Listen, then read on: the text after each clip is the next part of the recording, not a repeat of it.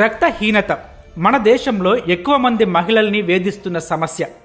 ఇది పెద్ద జబ్బు కాకపోయినప్పటికీ అనేక వ్యాధులు రావడానికి ప్రధాన కారణంగా మారుతుంది. ఈ సమస్య పురుషులు, పిల్లల్లో కూడా ఉన్నప్పటికీ మహిళల్లో అధికంగా ఉంటుంది. దీనికి గల కారణాలు, నివారణ చర్యలు ఈ వీడియోలో తెలుసుకుందాం. మన రక్తంలో ఎర్ర రక్త కణాలు, తెల్ల రక్త కణాలు, ప్లేట్లెట్లు అనే 3 రకాల కణాలు ఉంటాయి. రక్తంలో 45% వరకు ఉండే ఈ కణాలు ఎముక మజ్జ నుంచి పుట్టుకొస్తాయి. అయితే ఇందులో ఉండే ఎర్ర రక్త కణాలు సగటున 120 రోజులు జీవిస్తాయి. ఆ తరువాత చనిపోతాయి. వీటి స్థానంలో కొత్తవి పుట్టుకొస్తాయి. ఇదంతా ఓ క్రమ పద్ధతిలో సాగిపోతుంటుంది. మహిళలు సరైన పౌష్టికాహారం తీసుకోకపోవడం వల్ల ఎముక మజ్జలో తగినన్ని కణాలు ఉత్పత్తి కావు. దీనివల్ల రోగనిరోధక శక్తి తగ్గే అవకాశం ఉంటుంది.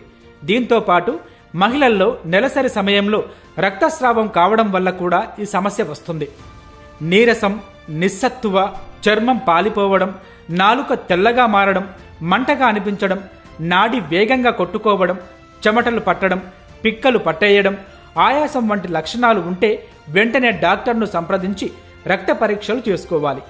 మన దేశంలో 15 నుంచి 50 ఏళ్ల వయసున్న మహిళల్లో 50% మంది ఈ సమస్యతో బాధపడుతున్నారు. ఇది సాధారణంగా పోషకాల లోపం వల్లే వస్తుంది కాబట్టి ఐరన్, విటమిన్స్ ఉన్న ఆహారాన్ని ఎక్కువగా తీసుకోవాలి. మాంసకృత్తులు అధికంగా ఉండే పదార్థాలు తినాలి. బత్తాయి, నారింజ, జామ, పుచ్చకాయ, స్ట్రాబెర్రీ వంటి పండ్లు, నిమ్మకాయ, ఉసిరి, టమాటా వంటి వాటిల్లో విటమిన్ సి అధికంగా ఉంటుంది. ఆకుకూరలు, బఠానీలు, వేరుశెనగ, దంపుడు బియ్యంతో ఫోలిక్ యాసిడ్ లభిస్తుంది. వీటన్నింటినీ రోజూ తీసుకునే ఆహారంలో చేర్చుకుంటే రక్తహీనత సమస్య తగ్గిపోతుంది.